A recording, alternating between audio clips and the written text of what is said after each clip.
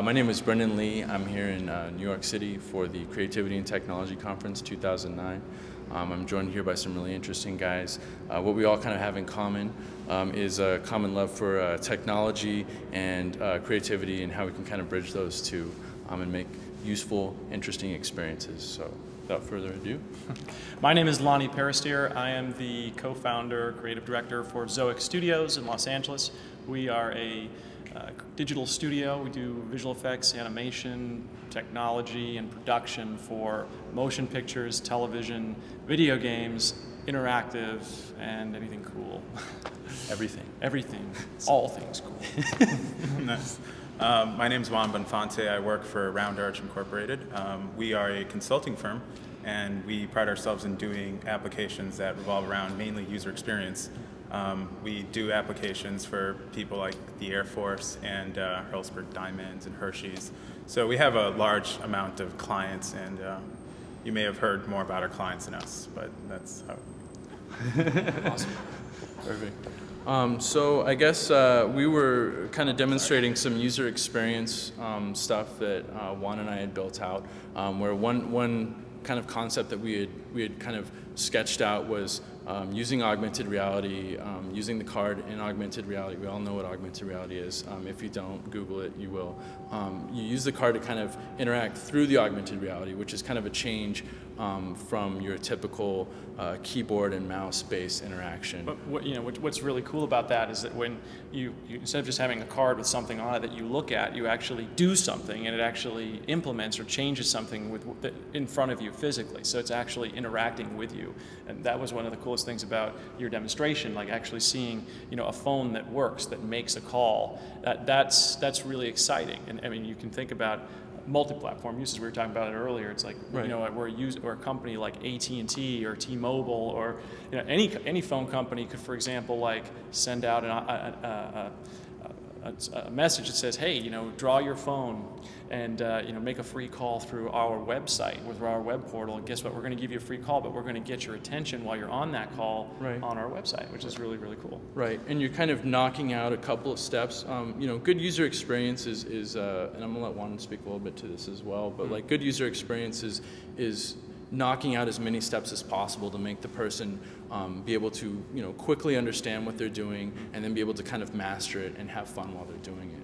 Yeah, user experience revolves mainly around having a user probably have as little clicks as possible, but the best part of all is to try and make your user come back to your website. Design a website great so that your users want to come back, want to use it.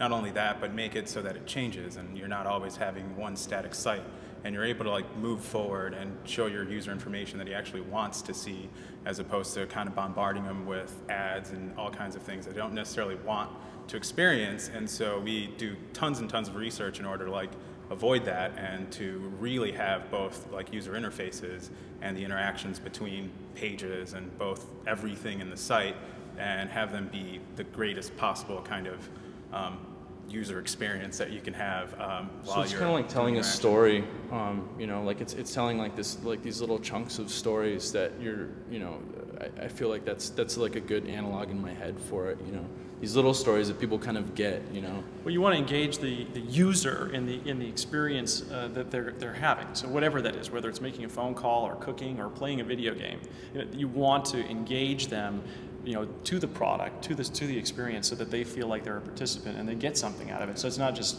a waste of their time, they're actually getting something from it, whether it's a phone call or a game experience. And that's what makes it really, really cool. And of course that involves all facets of kind of the internet, where we do both design and the interaction behind it. It's not just based around solely how it works, but it also has to do with how it looks, the colors you use, and kind of everything that you do in terms of interface design, and everything of how it happens, how things load, how things unload, how you bring in objects from all over the place, in order to make that be a positive experience and wanting your users to want to come back, and not just having a site where somebody uses once and then they just leave. Right, and it lives in the in the driest application.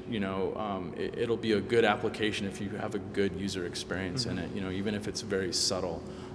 Just really little things that you pay attention to can really, you know, help create that kind of comfort feeling that people have. Because I mean, it really is, you know, it's a very abstracted thing for us to be interacting with computers, which kind of comes back to the other stuff that we were looking at and talking about, which is the gestural stuff, which, you know, again is like, you know, it's one step away from the keyboard and mouse stuff, because we have like this whole body, and, you know, we communicate with one another in these very, you know, we have a really high bandwidth in how we communicate with one another. Right, and these subtleties that only humans can really pick up on, and you know, it's kind of like, how do we create interfaces and user experiences that can tap into that a little bit more, so it becomes a little bit more natural. No, I think that the technology that we use to, for example, do facial capture, you know, it takes a lot of data to kind of process that through. But I can see in the very near future, you know, we're already doing facial tracking, where it'll be able to do, you know, expression tracking. So you'll be able to do happy, sad, that kind of thing, and it's going to be able to, you know, give you guys a data set, you know, so that creatively we can do lots of things with whether you're happy or sad, and sort of augment the reality around that and bring you what you need based on that. And especially to his point, as computers get better, we'll be able to do more of this stuff online. We'll be able to have all these applications that we're now using for movies or like large-scale productions, and bring them into the desktop, bring them into your house, and let you experience probably what you thought would be an experience you'd only find in a movie, except now you're just having it in a website or having it on your desktop. Or on the fly on your phone. Yeah, or on the fly on your phone, which is the next. What's cool is most of the stuff exists right now. It just needs the idea to push it through, to push the technology. Like you guys are both working on technology and creative that,